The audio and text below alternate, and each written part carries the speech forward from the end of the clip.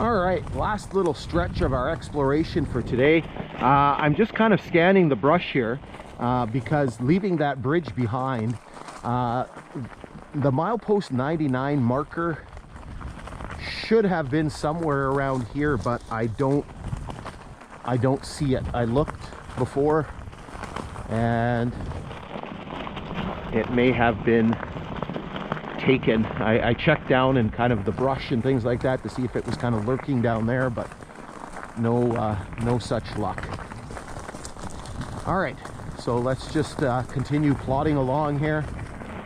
And so what we're going to do is we're going to kind of go through a bit of some cuts here, and the railway grade is going to curve. And as I mentioned to you earlier, so we basically came south from Orient Bay, duck here, and then basically the grade curved to the west, and now it's going to curve again to the north and eventually kind of curve and cut through Keemle Lake and then head up into the north side of the next couple of lakes. So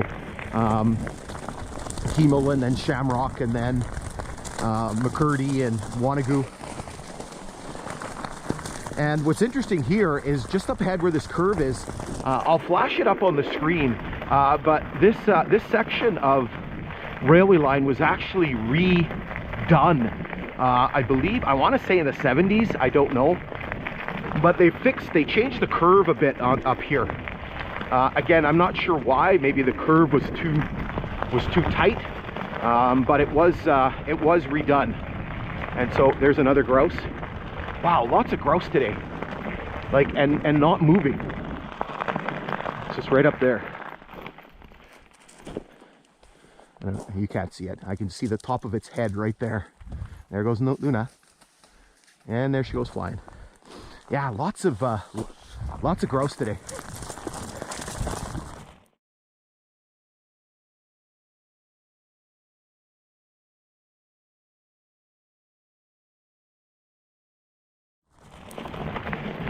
It's got to be at least the 7th or 8th one that I've seen, and not moving, as I said, just sort of hanging around, because usually by this time of the year they're kind of spooked, and as soon as they kind of hear you coming, they bolt.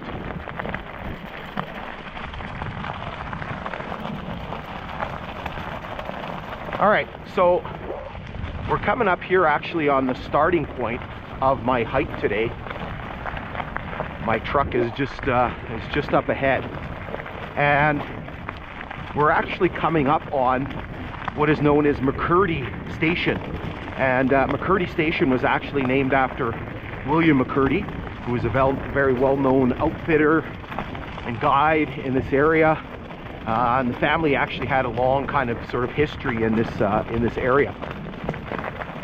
And so we're just going to push a little bit farther along, and we're going to go right up to there's a bridge up ahead that crosses over that crosses in between the lakes, and that's where we'll stop for today.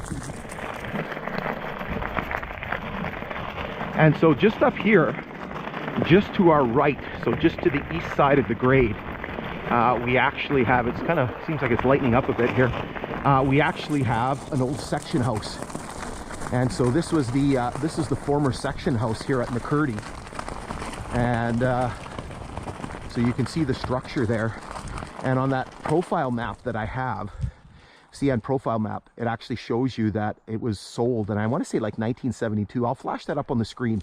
The property and the building and everything were sold off. But again, this would have just basically been one of these section houses that would have been dotted along the line. The next one up would have been at Orient Bay. All right, so we're kind of at milepost, what, we just passed 99, and so Orient Bay is 91, right? So basically about anywhere from about 8 to 10 miles apart would have been these section houses. So this would have been the one for here at McKirdy. All right, so we're back in the saddle here, and we're just plugging our way to the north now, right? So we came south, west, and now north. And here you can basically see where the railway grade cuts across the lakes. And so I guess at one time this used to be all one lake. Now it's actually two separate lakes. So to the east, Keemle Lake, which we crossed and we talked about already, and then to this side is Shamrock Lake. And then basically there's a chain of lakes that continue along here. So there's Shamrock, there's McKirdy, there's Wanagoo, and then the grade basically skirts along the north shore here. And then eventually the next station up here, which I'll mention in a second, is McKirdy. And then after that is Hogarth. So again, basically what we have here is we have another one of these kind of rock fill causeways that runs across the lakes. Again, this would have all sort of been filled in, and again, as I just mentioned, this would have all been just kind of one big sort of lake, right? But now it's sort of created two separate lakes. And so right here at kind of the northern end of this causeway, we actually have a little trestle. So you had another little trestle that crosses across and basically allows the water to kind of flow back and forth. Again, you can just see the absolutely gorgeous geography. Again, you can see the continuation here of the Pidgetawabik Palisades. It looks like the sun's trying to poke out here, so we're getting, seems like it's a little bit dark right now. But again, just gorgeous. All right, so what we'll do is we'll push ahead here and we'll go check out this little trestle. All right, here we go. So what we'll do is we'll make our way across this yet another trestle. Again, this is one of those ones where basically it's a timber and pile trestle, and you can again see the sort of the gravel pan across the trestle. I can't remember the length of this one, and I don't even know if it's marked on there, so I'll flash this one up on the screen. And off the head, I think I've measured it. I don't know if I have it on my GPS, but again, I'll put the measurement up on there. You can see the milepost marker, so 99.4. And again, that is the mileage on the Kinghorn. And so to get the original mileage, we have to subtract the 49.7, and so that actually becomes, it's kind of interesting, it's actually half. So if you track 49.7 from 99.4, it gives you 49.7. And again, so that's the mileage that's on the Kinghorn. And so if we make our way across to this side here, here you can see the conduit running alongside the structure, and then right here is actually right just up ahead there is the beginning of a series of a couple of stations that were on the line. They were just sidings, there was no actual station there, but East McKirdy, and then just up ahead, further up ahead was West McKirdy, or just simply McKirdy. All right, so what we're going to do is we're going to drop down and we're going to go take a look at kind of the underside of the structure and sort of take a look at what's going on. All right, so we're down here on the southeast corner of this structure, and again, you can see the nature of the construction. You can just see the simple timber and pile construction of it, the wonderful aroma of the creosote that I love so much.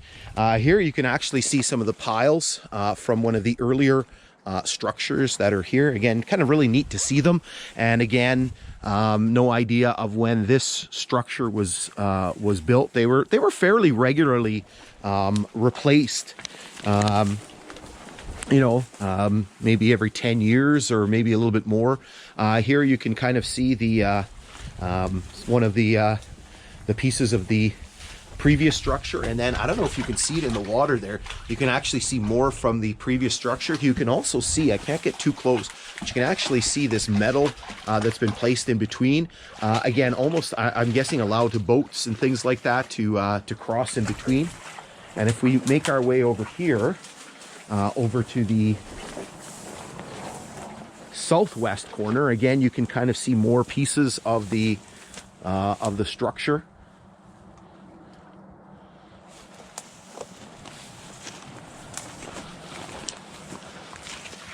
I find this neat as well.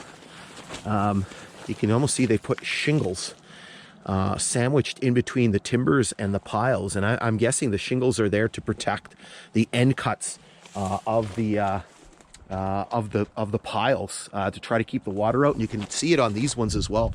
Again, kind of really neat to see. All right, so what we'll do is we'll jump the trestle here and go take a look at the other side. All right, so we're here on the northwest corner of the structure. So we've jumped the little opening here between the two lakes, and again you can see the structure here. See some of the deterioration. A little bit of the retaining wall here is starting to come apart. Again, you can just kind of see some of the age of some of the timbers, all the creosote that's been kind of poured on them. Again, those shingles that have been put on the piles. You can't get as close on this side here, but you can kind of see a little bit more of the structure itself and kind of some of the original or earlier piles of the structure. You can see some of those under here. And then again, just back up to the top of the grade here. So essentially this ends our exploration for today. Hopefully you've enjoyed all of the kind of the neat things that we've seen. Actually quite a number of bridges and things like that. And so again, the grade here continues, and as I mentioned earlier, basically this is the beginning of McKirdy Station, East McKirdy, and then McKirdy. So there's actually two sidings that were actually very, very close to each other, and then the grade just continues. It's working its way westward here, and we've actually done this before, but I'm planning to redo this again at some point. So again, thanks for tuning in, and stay tuned for future episodes.